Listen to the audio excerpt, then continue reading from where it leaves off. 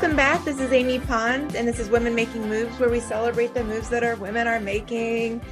Today, we have Carrie Sullivan. Carrie Sullivan is an award-winning transformation and merger and acquisition professional who has a passion for driving results by making the hard jobs look easy. Her career has spanned top consulting firms, Fortune 500 companies, and she's one of the first 35 employees at Cars.com. Her team is now advisors and consultants to some of the world's largest companies on how to use AI and psychology to reduce time to momentum in complex transformation. Carrie, welcome. Thank you. And I'm sorry I made that bio kind of a mouthful. I love it. It's a good practice for me to practice my enunciation and articulation. So that's all good. Thank you so much for joining us. Carrie and I have met in this new beautiful chapter this year. And as I'm happy to say we're each other's champions. So it's a lot of fun. So Carrie, what moves are you excited to be making? My favorite thing, and as far as our direction right now, is democratizing successful transformation. Ooh, what does that mean? It means that 70% of big transformation and merger and acquisition efforts fail or they're watered down, right? The gap is nearly always managing people risk, almost always. And it's because 60% of people don't like change. But for some reason, we keep thinking that communication and training will change people's behavior. The playbook and kind of checklist approaches like a ProSci and similar, they're really, really good for discrete efforts like system implementations and new process and stuff like that. But, giving credit where it's due, McKinsey found that when we really need to shift behavior and culture, you have to anchor it in psychology. And they do this really, really well with their Fortune 100 clients and their organizational health index. It's about a 100-question survey. The challenge is that very, very few companies can afford the McKinsey price tag. The surveys take forever, and they're awfully invasive, especially when we've got employee pulse surveys and agile health check surveys and blah, blah, blah, blah, blah, right? So I try to take as much overhead and blah, blah out of consulting as possible. And I use tools like AI to read psychology and democratize the really, really difficult parts of transformation so that it can be affordable and much, much faster for clients. Okay. So when you talk about people risk, does that mean people leaving due to the change or transformation? Or what is that? What do you mean by that? It's more about inertia and momentum. Okay. So when we think of especially big companies, mature companies, companies where the founders grew and scaled the company a long time ago, and now they're kind of at steady state and they're operating, think about the people who really like to come and hang out and do the same job for 10, 15, 20 years, right? They like that predictability in their lives. They like that predictability in their day. And there's absolutely nothing wrong with that. There is a seat for every butt. The challenge when we get to transformation is that those same mindsets in mature companies that like to do that same routine, kind of a work environment every day, they don't like change. So you've got a conundrum. When you're trying to make that big leap from the top of your maturity or S curve into your next S curve so that you can keep growing and changing and evolving, or you head towards decline, the big difference maker is people. And whether you're able to make that change as comfortable as possible for the people that are sitting there in those seats doing those jobs and making your customers happy, and filling that gap between those transformational leaders that can truly think about it and solve those problems. They like transformation and change. They run after those kinds of problems to solve. But then there's a gap between them and the people that they need to execute. So we fill that gap. And that really resonates with me. One of my favorite moments with you, I think the very first time we met, I had kind of explained a little bit about my story to you, and you did something amazing on your end. I heard typing, and you immediately told me was able to tell me, like, you were in my head. You told me specifically why I was no longer feeling comfortable in the environment that I was in, which was exquisite to me. And I don't mean to simplify what you do so much, but that was like mind blowing. I can't tell you, I think we even talked about it that first time. I can't tell you how many people I'm talking with, and I've got them on the other side of the screen. Sometimes it's often even the first meeting. Yeah. And I'm listening to them, and I'm listening to what they're saying, and I'm reading the way that they write. And I can see very clearly why they probably shouldn't be working for either their boss or the company that they're working for, because they need to solve different problems. And it's not something that is static. Your mindset today is different than it was 5 years ago. So it's not like there's something wrong with the company or your boss necessarily, or there's not something wrong with you.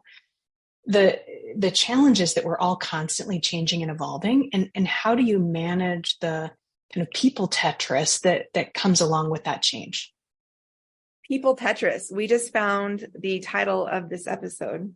That's going to be, I think I'm going to take a page from your book and start creating some t-shirts of Carrieisms. Yes. And people Tetris is one of them. The other one that's come up lately is that empathy is expensive. It's great, but empathy is very expensive. We'll talk about that one. Talk about that one on a different podcast. Wow. People Tetris, today's episode. Woo!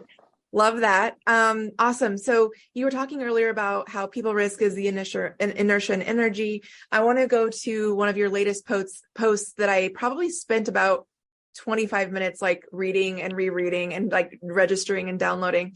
So I'm going to go ahead and read the whole thing. Bear with me. Transformation tips. Managing energy and momentum is simple, but not easy.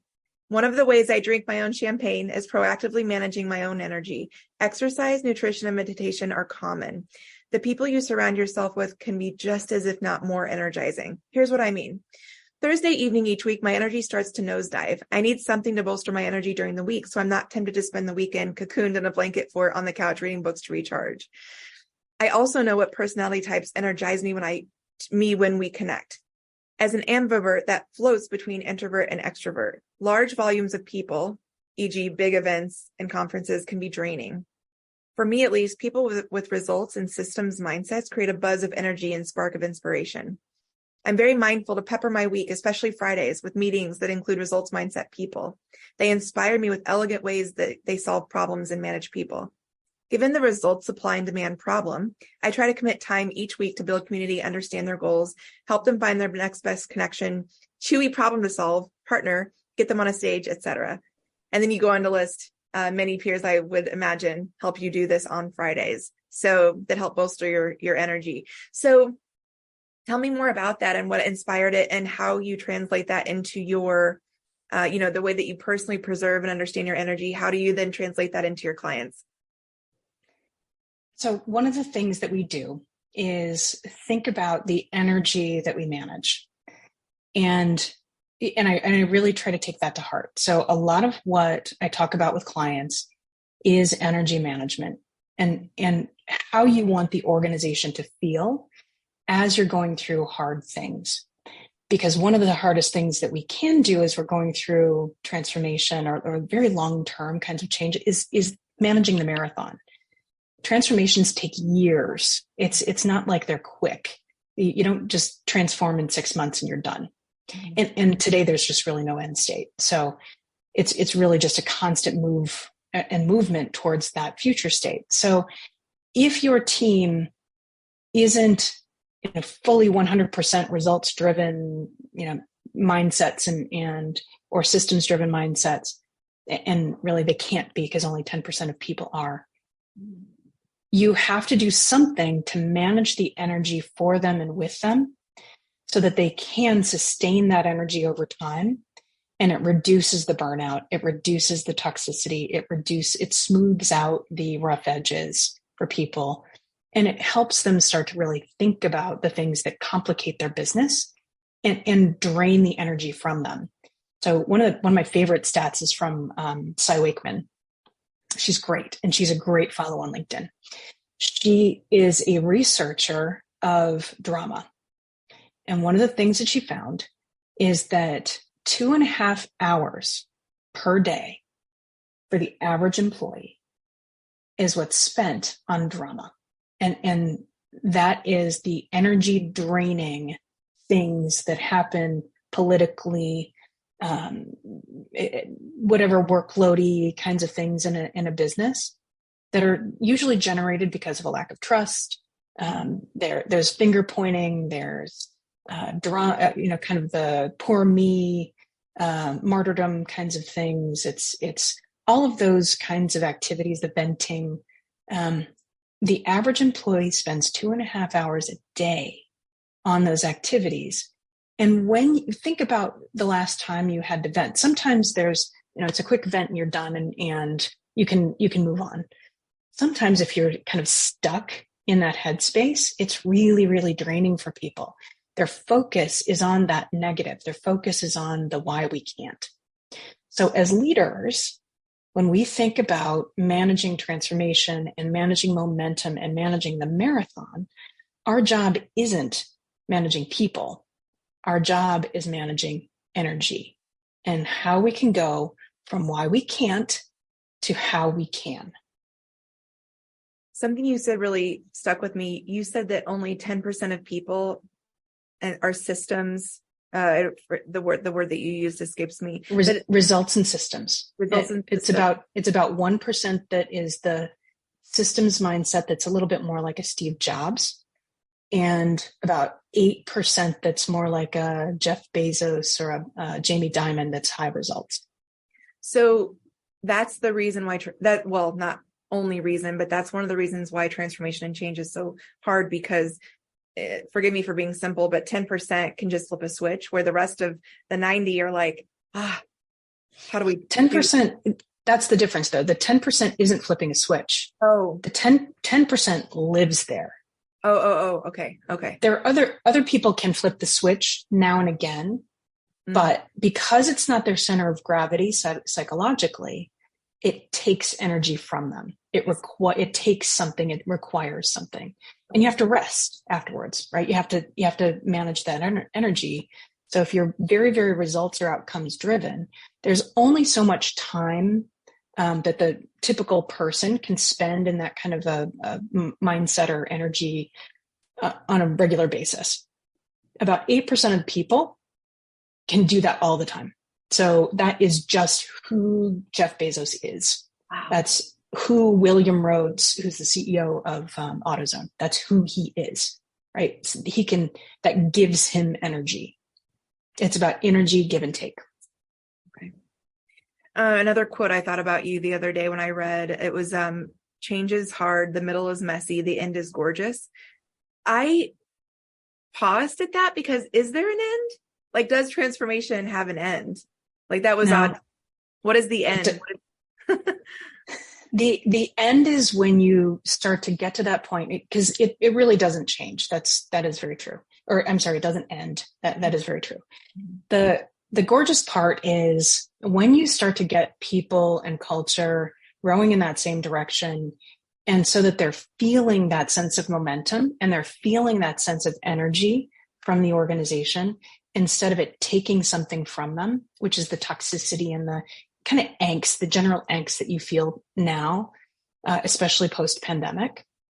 When you can get an organization to feel that sense of momentum, it's beautiful. It feels good. It feels like you're on a roll. It's almost like working in a startup. It's that kind of same energy where you have to wear a lot of hats. Everybody's empowered and you're running at a common goal. And as you do that, you're just constantly creating this almost self-generating bit of momentum for everybody. Wow. Okay. So in your line of work, you gave a really amazing description at the top about the moves that you're making and the exciting work that you're doing and the value. What would you say, both to the supporters of the work that you do, but also perhaps the adversaries or the naysayers of the work that you do? How would you help them both, kind of the supporters to keep championing you, and then the naysayers, how would you help them kind of move through maybe what they're feeling about the work?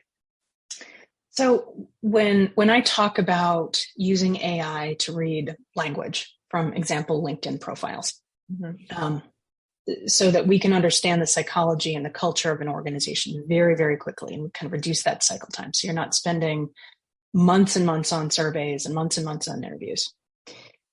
I get lots and lots of dubious folks, and I don't blame them. I get it.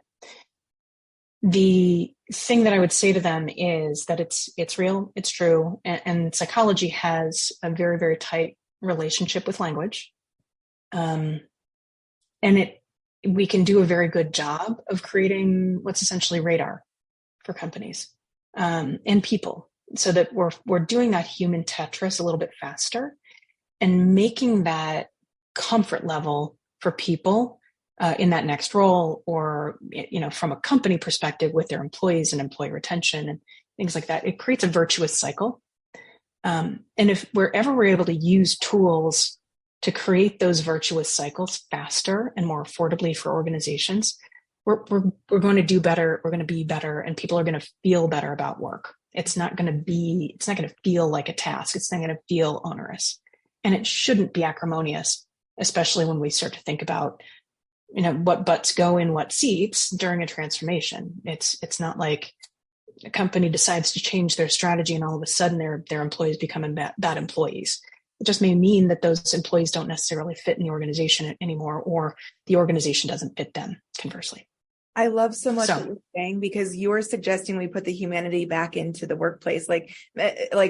And you're saying a lot more, but that's what I really feel. And I'm about to get real passionate. So these days of putting someone on a performance plan because it might be like a psychological transformational blocker. Like, you're not really talking to the human part of it. It's like, let's put you on an action plan for performance.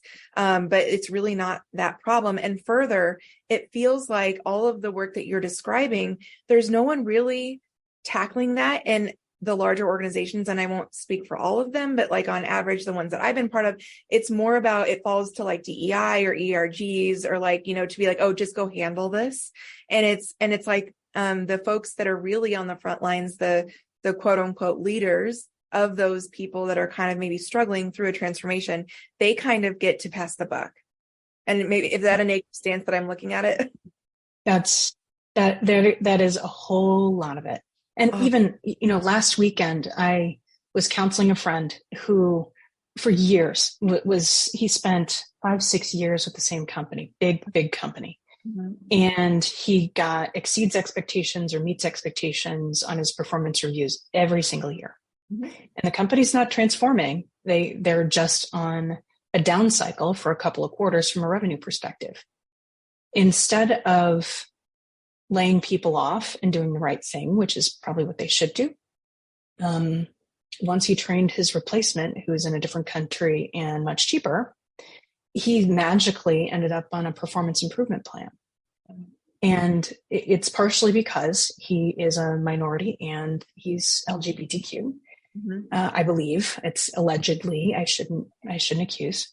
But it's odd that someone would magically become a bad employee suddenly while the company's not doing very well. So PIPs aren't always about improving performance of employees. In fact, they're often not. And if it means that we need to find different seats for people, that should be okay. There's no reason we can't spend that money that we were planning to cover our butts with from a risk perspective with an alumni program. Is there a partner company, a client company, a supply chain company that's within our ecosystem where that employee might fit a little bit better? Human Tetris. That's what I mean. Let's think a little bit differently about the ecosystem that employees and companies play in, because it's not about just pure competition.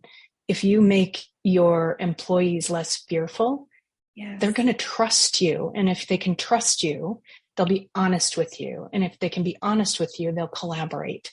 They'll break down those silos. They'll smooth out those highly complex processes, because they don't need to compete internally.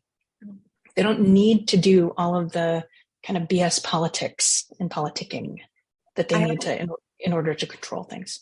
I have to tell you, I've seen this in real time, and thank you so much for giving that example. I have helped countless of my direct reports in the past either find another role in the company, or I've been the first reference if they wanted to transition out, because we've had that honest conversation about, listen, something's not gelling here. Like, help me understand what's going on. And it's been such an amazingly honest conversation about, yeah, I don't feel this anymore. And they've gone on to be so successful, and in a lot of times gotten promoted in their next role because I helped them move on. And it wasn't about, in my opinion, putting someone on a performance plan because something like this is happening is more about the quote unquote leader's ego than the fact, like, they're not really wanting to take the time and effort to help that human through the change or experience that they're encountering. They're just wanting to make the quote unquote problem go away, which is, they're not a problem.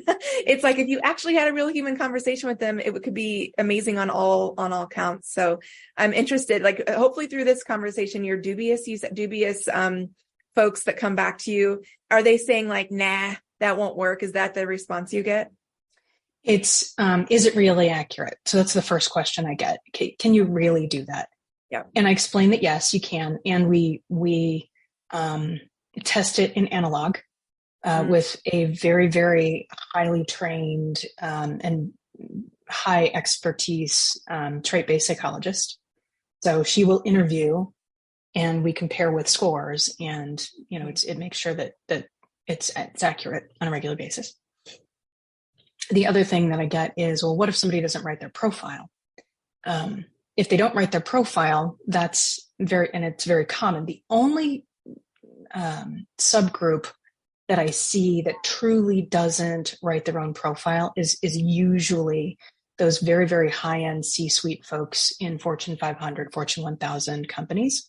And they've got the PR team managing that profile for them. Mm-hmm. So it doesn't quite sound like them. But what we do in those cases is we'll use interviews like this, or podcasts, or things like that, because spoken word is just as good, if not better. And for everyone else, even if someone else writes your profile, you're still reviewing it and editing it so that you think and feel like it sounds like you. Once you do that, once you take that step, you're using those same combinations of words. It's less about the topics that you talk about or write about, and more about the density of words and verbs and punctuation and things like that you use in everyday speech. That means that you speak kind of a specific psychological language that pairs you or is attractive to other people. So two little examples. Number one, when you talked about that manager-employee relationship and having those transparent conversations, it's not as much about the idea that the manager doesn't want to help the employee. It's usually that our talent pipelines are a little bit of a mess psychologically, and we have the wrong people reporting to wrong mindsets reporting to the wrong mindsets. And if we realign those mindsets so that we've got more adjacency, or some closer people that are a little bit closer, they work much better together. There's a lot more energy creation. There's a lot more productivity creation, and you end up with a lot less of that kind of drama score that you end up with. And oh, by the way, it fixes DE&I too. So you end up with more of those results-driven thinkers, not buried inside the company because they make somebody look good, but in positions where they can solve chewy problems that they really want to solve. And those people that are a little bit more on that methodical side, they need that rule book, playbook, checklist. They're kind of clustered together so that they're feeding off of one another around those processes and consistency that they really, really need. The other example that I'd give is on the language side. Think about the letter or the word I, how you refer to yourself as I, right?